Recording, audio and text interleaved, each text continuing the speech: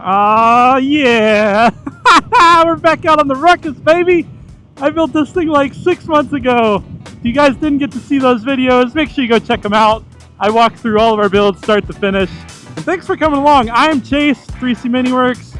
Glad to have you here. This is officially our first ride out on the completed build.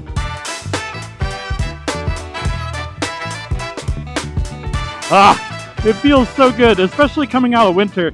We have not had enough days at all that are nice enough to actually ride and do things that are fun. I get up at 3 a.m. to go to work. That time, it's well under 50 degrees, and that's not my type of riding. I don't know about you guys, but alas, this morning it was, 52, and I'm like bundling up. I only got a couple more days to ride this before we go down to the small bore rally and down in Tennessee. Every year we go. If you guys have not been, absolutely get there. You do not know what you're missing out on. Once you go once, you will be back. It is a blast. So my intention every year is I build these bikes and then go sell them down there, because that's where the crowd is that wants this type of stuff. It's nice to showcase the electrics just because it is something so different that's new to the community, or newer, I should say, emerging technology. It's a riot.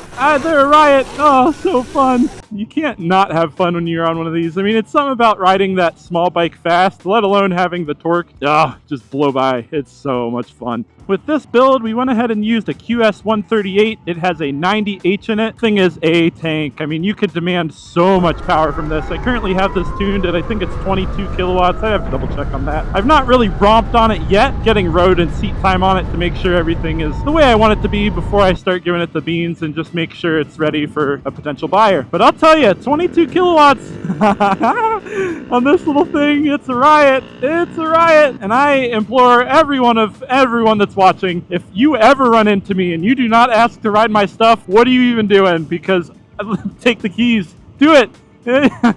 Drink the Kool-Aid. It's so yummy. If you guys can't tell in my voice, just the very prospect of letting people witness what this is, what these are, these bikes, the electric swaps, the prospect of that idea is just, it makes me so excited, because I know whoever sits on these and even does a quick down the road and back is going to be like, I need that right now in my life. I have never seen anyone smile so big as they do when they ride things like these. Anyways, I digress. Back to talking about the bike. It is a QS138 90H custom fabbed. The mounting points, the swing arm comes from QS Motors, and we just kind of make that work. I'll pull up here. We're going to ride through the city, just explore around, and then I'll show you guys what it's all about. I take a lot of pride in my build. To me, it's an art form, and I enjoy mixing the performance with the aesthetic, because the idea is that I want to build a show bike that gets down like a normal bike. I don't want it to sit in a trailer or parking lot somewhere and no one actually enjoy it. Like even right now, very light throttle and just climbing up through 40 effortlessly on a Ruckus, mind you. Like, you go down to an event like the Small Bore Rally where it's all Groms, and then you blow by people in a Ruckus. They're like, what the heck is going on there? That's what it's all about, though. It's fun. I love meeting people down there. Something about the community and the atmosphere and the memories, man. The memories are so good. So one of the things that I did very differently on this build is I went with a matte blue, a matte color scheme. It's definitely not for everybody. A lot of people are like, why would you choose that color? For me, it was just doing something a little bit different. You always see these very high contrast colors. And even like my last build, it was that really bright fuchsia, Porsche Ruby Star, if you will. Ruby Stone Red is what they call it. And I love that color. That's why I saved it for my next build. For a lot of people, that's all that you see in the community. So I wanted to do something a little bit more muted, a little bit more, I don't know, pastel-y, if you will. I'm a guy. I'm not entitled to know colors. So maybe you can talk to your significant others and they'll know what pastel means. I think it means matte colors. But I don't know. I digress. It's just a nice blue that I'm really happy with. And then we went with the shiny blacks, the gloss black on everything else. So the color isn't the pop of it, which is kind of different from a lot of people when they build. The color is supposed to be what pops, and I wanted that to be more blended in and more focus on the fact that it was electric rather than some really bright color. Because like I said, I only have been on this for maybe a couple miles, and I'm going to be getting rid of it soon. So I built it and didn't even really get to enjoy it, which kind of sucks. But on to the next. Speaking of the next, I already have my next bike picked out, I believe.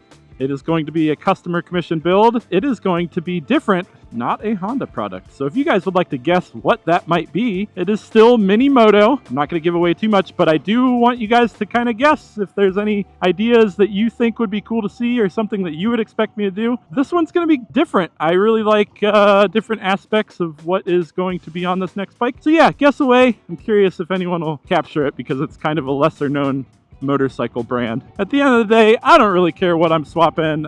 I just want to swap all the things and have fun doing it and spread that for other people because like I said earlier, it's just there's something about it. You cannot shake the fact that these things are a riot. It's something about riding the small bikes through this area where there's buildings towering over you. Kind of a cool little atmosphere. Definitely different. I'm used to riding more suburban / rural. Definitely a different feel.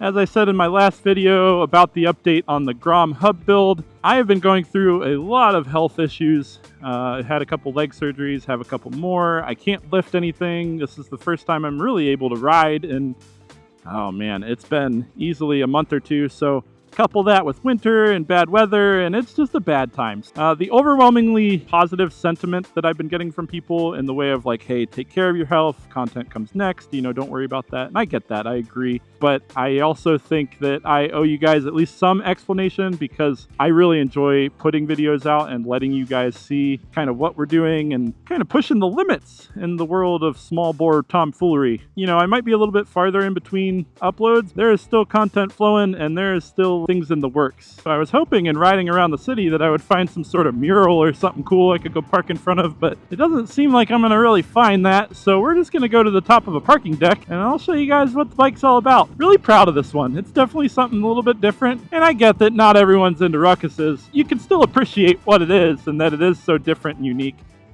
Oh, big bump. Oh, God. Do you think I need a little key card? We're going to take one because small bikes matter. Is it going to give me one? It has a push button. A lot of these are like weight triggered. Signal's still on. Yay, small bikes matter. There's a lot of things that are small in life that very much matter. So any chance I can do, any chance I can argue that the small bikes mean something. We have purpose. Hello. Oh, well, that was adorable. See, that's what it's all about. Kids, memories. So conveniently enough, I went to a hospital parking deck, so we might see some of that. But man, the smiles, I live for it. Again, you could probably hear it in my voice. I am about just living for happiness and spreading that to other people. So it's fun, especially with kids when they see stuff like this. Adults alike, they think it's cool too, but it's something very different about knowing that you can, how do I say it, kind of inspire a younger generation to be safe and just have fun and enjoy bikes differently than when a lot of people view it as like these guys that are just ripping wheelies down the road or just being ignorant. So being that positive role model for kiddos is super awesome to know that you can do that. I am by no means saying that if you ride wheelies that you are ignorant or a bad motorcycle rider or you paint us in a bad light. I am simply saying that those are the types of crowds that people instantly go, oh, motorbike riders, you're bobbing and weaving out of traffic doing wheelies. Yeah. Okay, Karen, it's fine. If you want to have a death wish on a bike, be my guest, but that ain't me. Jesus, how tall is this parking deck? I don't understand. Jeez, 7 floors, my guys. It's taken me so long to climb up here. All right. So there she is in all her glory. Let's talk about it. So front end, we have the Pro Build setup. It's like kind of a whole kit that comes from rolling wrench, front forks, the brake, the line, the levers. I really like Pro Build products. I think they're really nice. A lot of people flame me for being like, they're just Chinese mass produced. But like at the end of the day, everything we buy, for the most part, for these bikes is kind of China mass produced, unless you're buying like one-off pieces like what we fabricate or the battery box or that kind of stuff. I digress. Rolling wrench, front end setup there. Got the, I think these are Mojo bars, DKD display. Again with that matte blue. I love how that came out. The really cool thing about this build too, I absolutely adore, is the Grom wheels. So the rear wheel I had from QS Motor, and I wanted to match it, but conveniently enough, that is almost to a T, that is a stock SF wheel. And I love how that comes out. It's just something different. You see a lot of the dish builds on these bikes for the wheels, and so I really like that. And then back end, we have that QS138. Pretty self-explanatory. I mean, it's pretty seamless. So you got the shock in the back, rear center shock, and then a mounting point in the bottom there. Battery sits underneath where the gas normally goes. And then you can run a rear rotor. I normally don't run rear brakes because I have the regen, so I just put the plate back there. And the nice thing about this bike is it is belt drive, so it's very, very quiet. I mean, you probably didn't even hear me riding it on the way here. But yeah, I mean, pretty well put together. I think this is kind of cool how you can tuck the controller underneath the seat, keep it kind of out of the elements as well. I don't normally ride in the rain, but if you were to, that kind of keeps it shielded a lot. Versus I see some guys that do these modifications where they might put the controller under here. You're constantly spraying that with road debris or water or whatever, rocks. She's a beaut. And one thing that I absolutely love is keeping the orange wires for the phases. I just love that look of, hey, this bike's electric. You see it orange wires. Anyone that doesn't know electric still sees orange and they go, oh, that's different. So a lot of guys like to shroud those or put black looming around them. I like to leave them orange. I think it adds to the aesthetic. So yeah, if you guys have any questions about the build, let me know. Happy to answer anything, tell you how I did things. Pick my brain. I want to be an advocate for the community. I'm not a gatekeeper. I want to help people bring their visions to life, and that's why I build these for people, to do that for people that might not want to wrench on their own or might not have the ability to do so. So let's get back to riding some more though. Let's do it. All right, I'll give you guys a quick throttle blip in speed level 2. It's about 50% power, just to show you what it's doing.